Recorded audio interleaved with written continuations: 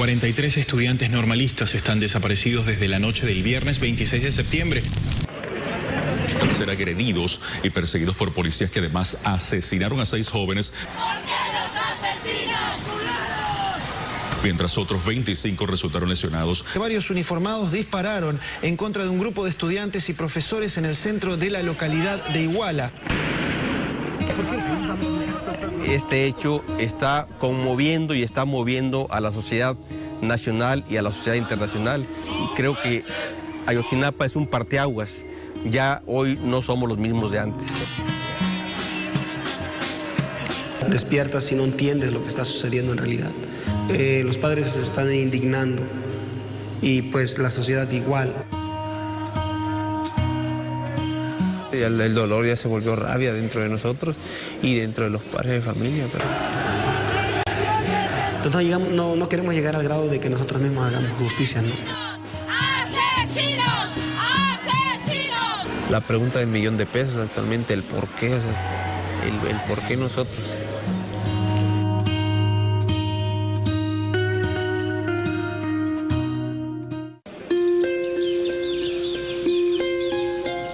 El 26 de septiembre, casi un centenar de alumnos de la Escuela Normal Rural de Ayotzinapa salía rumbo a Iguala, a unos 120 kilómetros del lugar.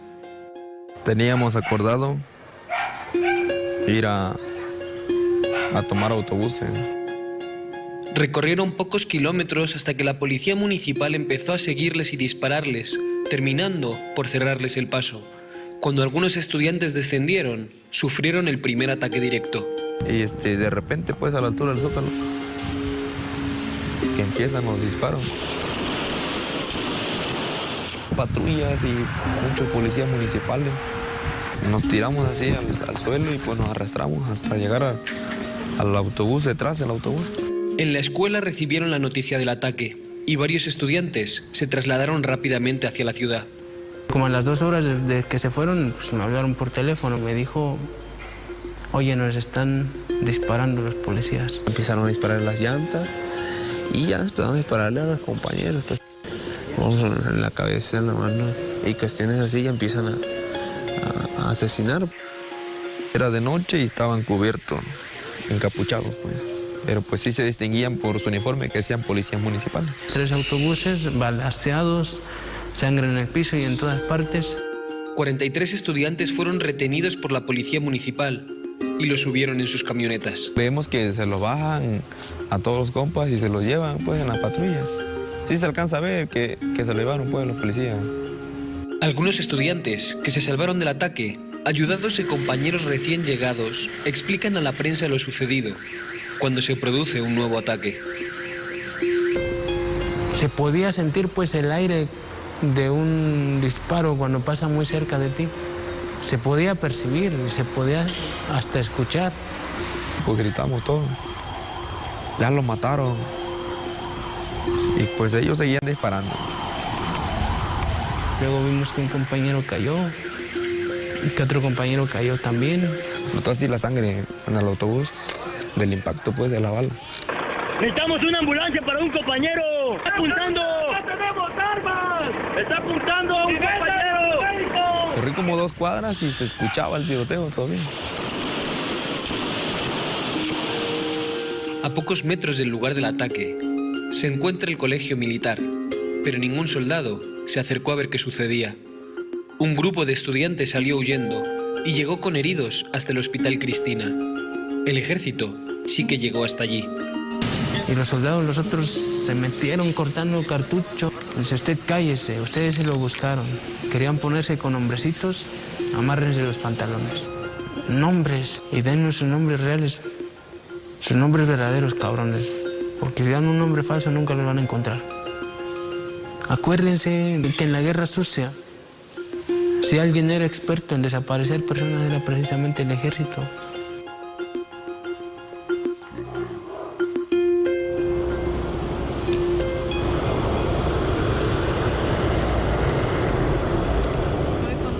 Entender la historia de Guerrero, la historia social y política sobre todo, es hablar de la historia de las masacres, la historia de los asesinatos de luchadores sociales y la historia de las desapariciones forzadas.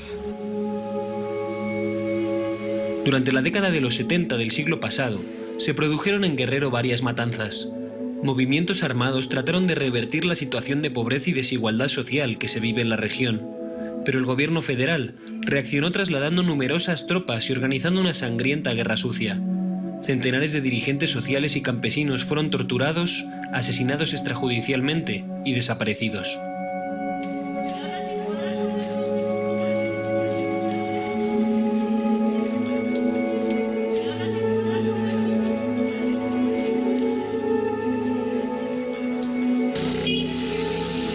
En la comunidad de San Juan de las Flores, al inicio de la Sierra Guerrerense, se respira la tristeza. Aquí las fuerzas de seguridad secuestraron a más de 30 hombres en la década de los 70. A todos los familiares de desaparecidos de los 70 y a familiares de los jóvenes desaparecidos de Ayotzinapa, se les avisa que se concentren en la cancha. Todos sí fuimos víctimas de lo mismo, de la desaparición forzada pues, por el gobierno. A las 12, 1 o 2 de la mañana me caía el gobierno en la casa que le entregara a mi esposo. Cuando se llevaban a la gente aquí, llegaban los helicópteros, llegaban los soldados. Y eso siempre pues vive uno amargado de no saber pues cómo o dónde quedó. En ese tiempo pues fueron nuestros esposos, muchas madres perdieron a sus hijos. Ahorita pues se está repitiendo, Cudberto es mi nieto. La historia se repite con nuevos jóvenes. Cudberto estudió en esta modesta escuela rural y pronto se fue a estudiar a la Normal Rural de Ayotzinapa para poder ayudar a las comunidades pobres como la suya. Mi hija está sufriendo de la pena de su hijo. Pero yo me siento mal, odio al gobierno, porque él es el culpable de todo. Cudberto es uno de los 43 estudiantes atacados y secuestrados por la Policía Municipal de Iguala el pasado 26 de septiembre. Pues yo tengo la esperanza de que regrese con vida. Y eso le digo al gobierno, que vivos se los llevaron y así lo requiero, que regrese él. ¿Qué es lo que tienen contra los campesinos, contra los pobres? ¿Qué es lo que quiere el gobierno? El dolor se duplica para María Araceli. Creció sin su padre, desaparecido en 1974, y ahora, 40 años después, el Estado se llevó a su hijo. Los de antes, ¿verdad? De la década de los 70, los posteriores y los actuales de Ayotzinapa, pues. O sea, en una misma familia vemos abuelos desaparecidos e hijos desaparecidos, que es lo más triste. La represión continúa en Guerrero, pero esta vez la sociedad civil mexicana ha respondido al caso de Ayotzinapa y no se saben las consecuencias. Si guerras quieren, pues guerra le vamos a dar. Porque yo siento que sí, yo no me hago para atrás. Es mi hijo, me duele. Si los muchachos no aparecen, quién sabe a dónde lleguen. ¿Cómo vamos a seguir? Ya la gente está muy enfadada. Sí, está muy golpeada. Es un mal gobierno, pues, el que tenemos.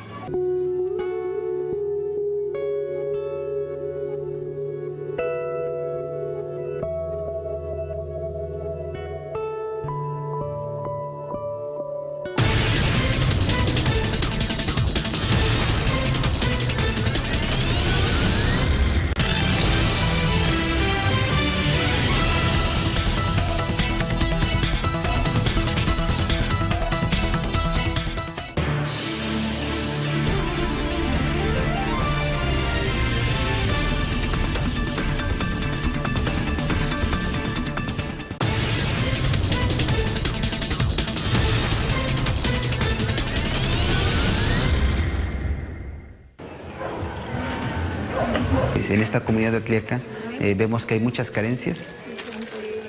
Es una comunidad rural.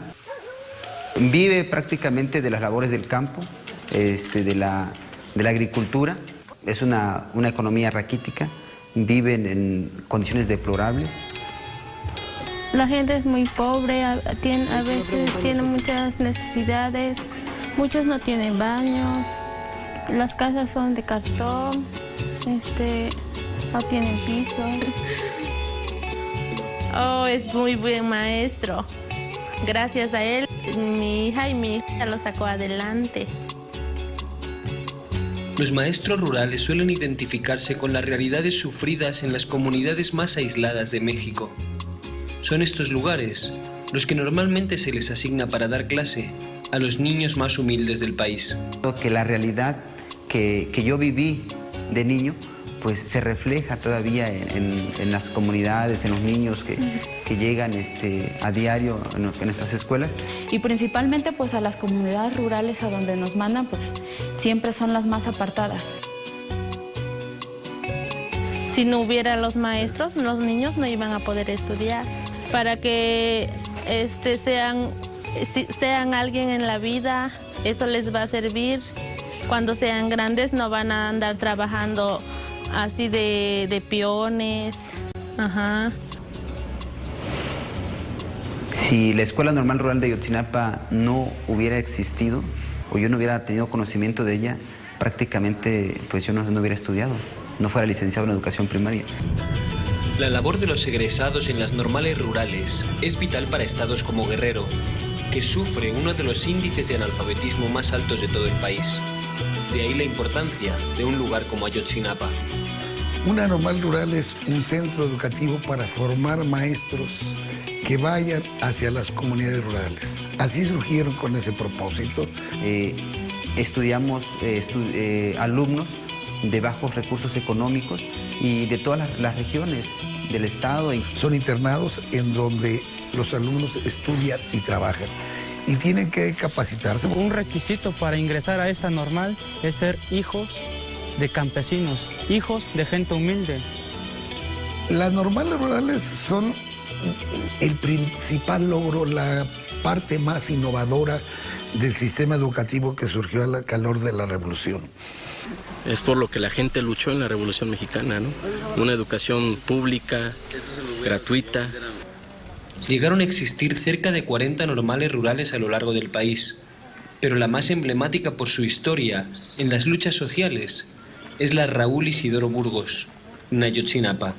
No es casual que de Ayotzinapa hayan surgido maestros muy combativos, quizá el más emblemático sea uno de los líderes insurreccionales de la década de los 60, 70, que es Lucio Cabañas.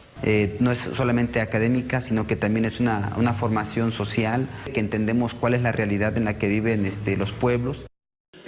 Una comunidad estudiantil de una alta politización, de lucha. De las 40 escuelas rurales que llegaron a existir, solo quedan 16. La falta de apoyo económico por parte del Estado ha dejado a estas instituciones en una lucha sin recursos por la supervivencia. Es como que algo irónico, ¿no? El preguntar si 50 pesos te alcanza para comer 3 veces al día, pero pues se intenta hacer lo posible, pues. Se quiere borrar de tajo todo lo que se ha ganado, ¿no? En las luchas sociales. Han sido objeto en los últimos tiempos de una sistemática campaña de encono y linchamiento. Se cataloga a los normalistas de esas escuelas normales como unos vándalos, como unos revoltosos. Una campaña de desprestigio que se usó según estos estudiantes para ser reprimidos durante años. Pero en un país azotado por la violencia, las consecuencias ahora han sido dramáticas. Desde la desaparición de los 43 estudiantes, no han dejado de encontrarse fosas en los alrededores de Iguala. Cada día aparecen más fosas, hay más cuerpos. Fosas ha habido y habrá. Pues, si nos ponemos a excavar cuerpos vamos a encontrar. Pues esta violencia sistemática es un cáncer a nivel nacional. Y bueno, detrás de este cáncer está la corrupción. Las investigaciones no tardaron en demostrar que la policía atacó y secuestró a los estudiantes por orden del alcalde de la zona, José Luis Abarca. Tanto él como su mujer pertenecen al cártel de Guerreros Unidos. Días después de la masacre, se fugaron, junto con el jefe de la policía. En un primer momento, los grupos de delincuencia organizada trataban de apoyar a candidatos y luego pasaron a poner o imponer a sus propios candidatos. Compró la alcaldía, cobijado en el paraguas, además de un partido supuestamente de izquierda, y ayudó a la campaña del gobernador. mirando en todo por el bien y la prosperidad de la Unión. Con la llamada guerra contra las drogas ordenada por el expresidente Felipe Calderón, se desataron salvajes enfrentamientos entre distintos cárteles y un sangriento choque con las fuerzas de seguridad. El 63% de los municipios mexicanos en el 2008 tenían una infiltración de la delincuencia organizada abierta, notoria, a la luz del día. ¿Y por qué llegamos a ese punto? Porque somos el país de la corrupción, de la impunidad. En ese momento, casi todo Guerrero estaba controlado por los Beltrán Leiva. En 2009, con la muerte de Arturo Beltrán Leiva, el jefe de jefes, se producirá una fragmentación de la que saldrán hasta 17 pequeñas células criminales. No es una zona cualquiera, es una ruta de la droga, de todo tipo de droga, de marihuana, de heroína, de opiáceos, de drogas sintéticas, y también pasa la cocaína que viene del sur del continente. Pero particularmente ahí se está fabricando una heroína blanca de la mejor calidad del mundo. Guerrero y la masacre de estudiantes en Iguala son la demostración del control que ejercen los grupos de delincuencia en todas las esferas de la política y la seguridad mexicana. ¿Qué es un crimen de Estado? Lo ha admitido el Procurador General de la República, que es un crimen de Estado, donde la policía de ese municipio entregó a jóvenes en manos de la delincuencia organizada. O sea, Iguala representa todo eso que se veía, que en algunos casos se sabía, ¿sí? Pero no trascendía en el escándalo. Sí hay zonas en donde está operando ese narcoestado. Ya no hay línea divisoria entre el poder político y el poder criminal. Todos los políticos están coludidos, pues, con otras personas. O sea, creerles, pues ya no. El gobierno municipal, pues, la verdad no hizo nada más que asesinar y detener a mis compañeros. El gobierno estatal en su momento se vio gran decadencia. El gobierno federal ahora está inmiscuyéndose en toda su totalidad, pero nosotros hacemos el reclamo de por qué hasta ahora. Ejército y Policía Federal llegaron a la zona una semana después de los acontecimientos. Durante años se especuló en México sobre la relación entre el narcotráfico y la política, pero la masacre de Ayotzinapa sirvió para escuchar por primera vez a los políticos del país reconocer un pacto de no agresión entre ellos y el narco. Es duro que lo tenga que reconocer, pero lo reconozco. ¿Reconoces que hay un pacto de impunidad hoy vigente en México? Quizá no es un pacto explícito, en donde todo el mundo se mueve con el total cuidado de no afectarse en su perspectiva política y electoral.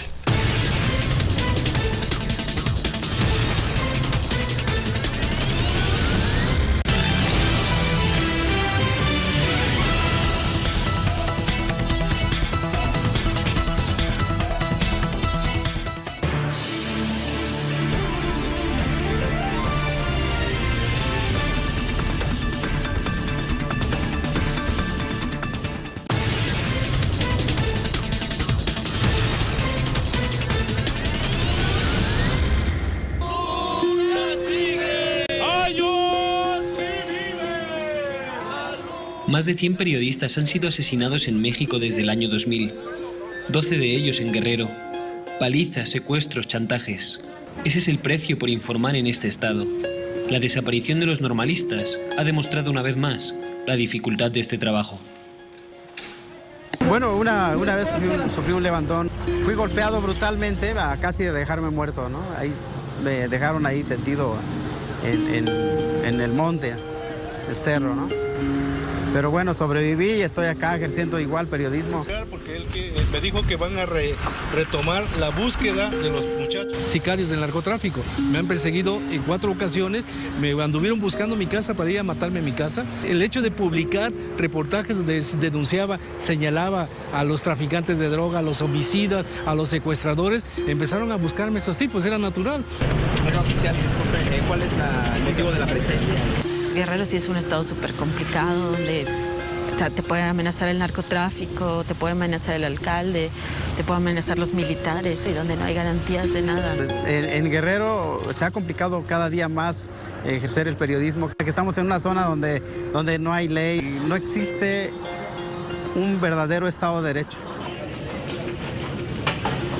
Siempre los reporteros locales son los más somos vulnerables. Bueno, entre más te metes al tema de los conflictos sociales, más aumenta el nivel de peligro que corres todos los días. Hay sectores completos de la prensa que simplemente decidieron no hablar de violencia ni de narcotráfico.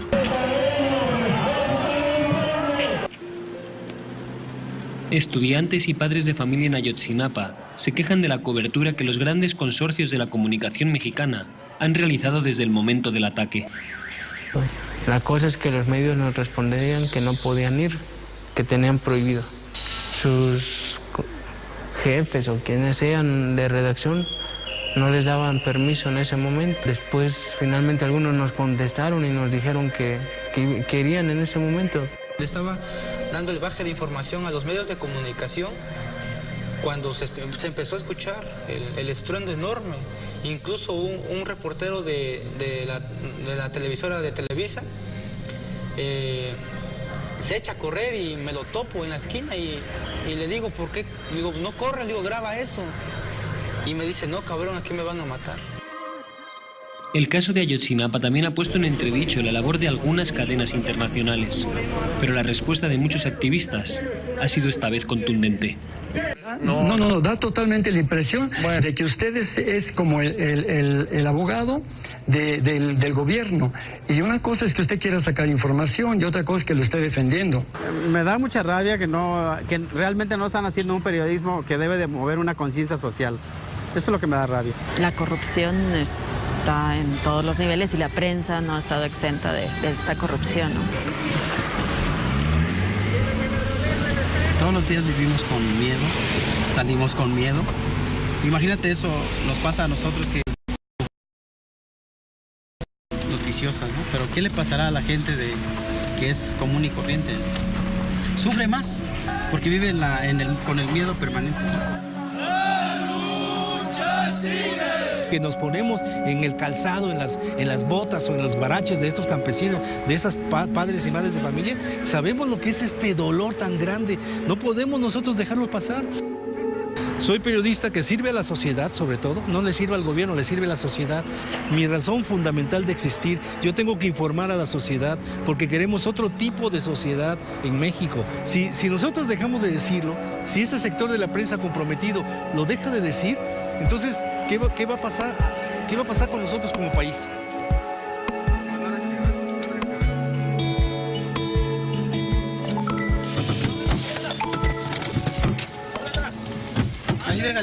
Así déjale. Nada más déjale grabar. Pero es así como reciben muchas veces a los periodistas en este país. Estamos en Cocula y estos hombres no son sicarios, sino agentes de la Procuraduría. Esta agresiva forma de actuar se realizaría cerca del basurero de la ciudad. Una semana después, la PGR arrestaría a 3 supuestos sicarios, en cuyas declaraciones se basaría toda la investigación sobre lo sucedido con los normalistas desaparecidos. Los detenidos, señalan que en ese lugar privaron de la vida a los sobrevivientes y posteriormente los arrojaron a la parte baja del basurero, donde quemaron los cuerpos. Duró desde la medianoche hasta aproximadamente las 14 horas del día siguiente. Incendios de la misma intensidad durante horas son vistos a kilómetros cuando se producen en bosques, pero en Cocula nadie vio nada. Y encima de las piedras se aventaba la llanta y arriba de la llanta se metía la leña.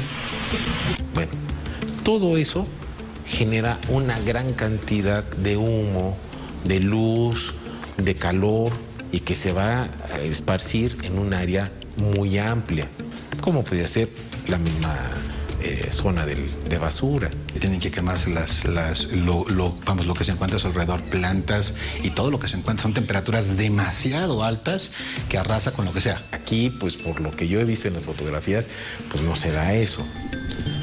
Continuando en el relato de los hechos, los detenidos declaran que cuando bajan al lugar donde se habían arrojado y quemado los cuerpos, recibieron la orden de quien apodan el terco de fracturar los restos de los huesos calcinados. Es casi nula la posibilidad de que los propios los propios sicarios hayan hecho eso. Cremar y deshacerse de un cuerpo es muy difícil, tiene que haber condiciones muy específicas. Es utilizar crematorios o máquinas especializadas que inclusive trituren los restos óseos que quedan, etcétera, para lograr desvanecer y pulverizar todo. Pero el calor que desprendía el área, los delincuentes no pudieron manipular los restos de los cuerpos sino hasta cerca de las 5:30 de la tarde, para ser depositados en bolsas de basura negras. Enfriar cenizas, eso no significa que realmente no contengan calor. El que no haya fuego o humo no significa que no haya calor. Y el meter cenizas a un costal de plástico, una bolsa de plástico, pues nos están diciendo que no es creíble. Bolsas de basura que no se derriten, con cenizas que aún deben quemar. Intenso fuego que nadie ve. Árboles a los que no afecta el calor. Muchos interrogantes sueltos, en un caso, lejos de cerrarse.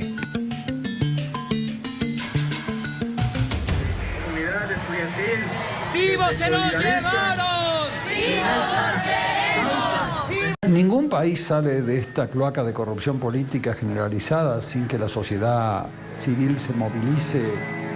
¡Que haya justicia para Peña Nieto, para todos esos malos corruptos, para esos partidos políticos, priistas, panistas, perredistas, verde ecologista!